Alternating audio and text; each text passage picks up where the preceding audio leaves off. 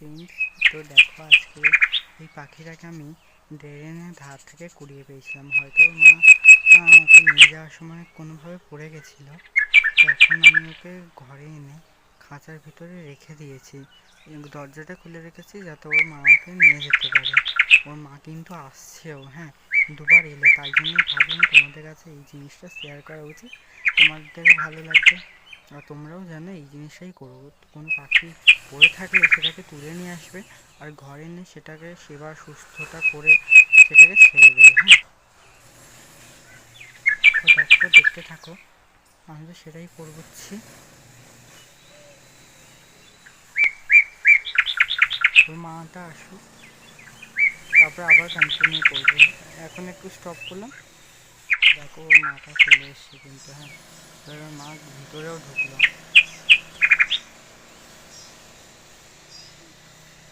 আবার উড়ে গেল। দেখো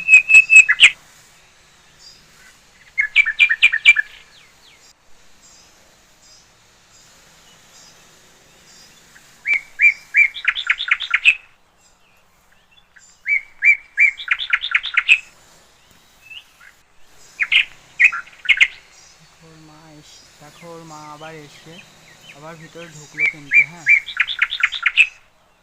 আবার খাবার দিলে আবার এক্ষুনি বেরিয়ে যাবে। দেখো, এই দেখো, এই বেরোলো, নিয়ে আবার বেরিয়ে যাবে এইভাবে, দেখলে? এই দেখো ওর মা আবার এলো, দেখো ওকে আবার খাবার দিতে এলো। ও মা খাবার দিলো কিন্তু, হ্যাঁ, আবার চলে গেল। দেখো বন্ধুরা, আবার এলো ওর মা।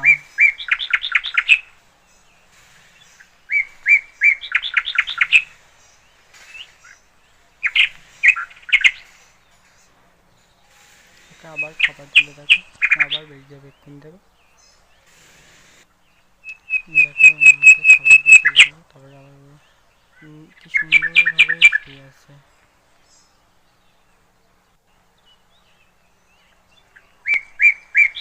কি ভালো লাগছে না দেখতে? দেখো,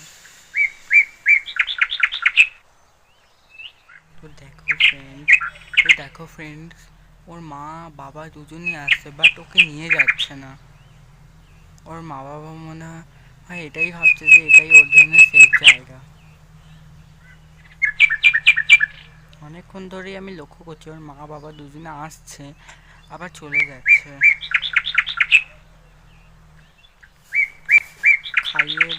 খাইয়ে দাইয়ে আবার চলে যাচ্ছে।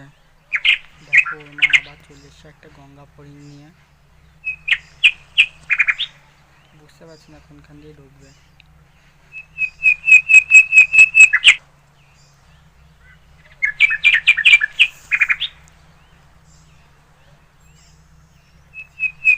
তো দেখো ঢুকে গেল, আবার ওকে খাইয়ে দিচ্ছে।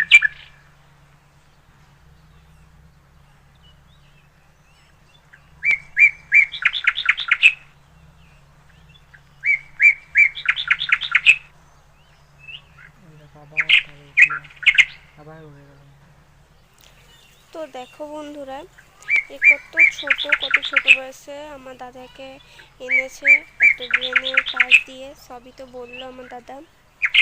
আর মা কিছুক্ষণ আগেই এসছিল, আমি ভাবলাম একবার তোমাদেরকে কাছ থেকে দেখিয়ে দিই কত ছোট এ। দেখো আমি যেদিকে ফোনটাকে ঘুরেছি ও সেই দিকে মুখটা করছে, দেখবে? এই দেখো কত দুষ্টু, দেখো।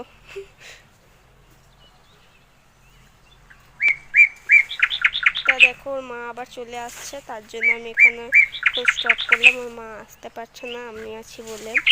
আমি তোমাদেরকে দূরে গিয়ে আবার দেখাচ্ছি।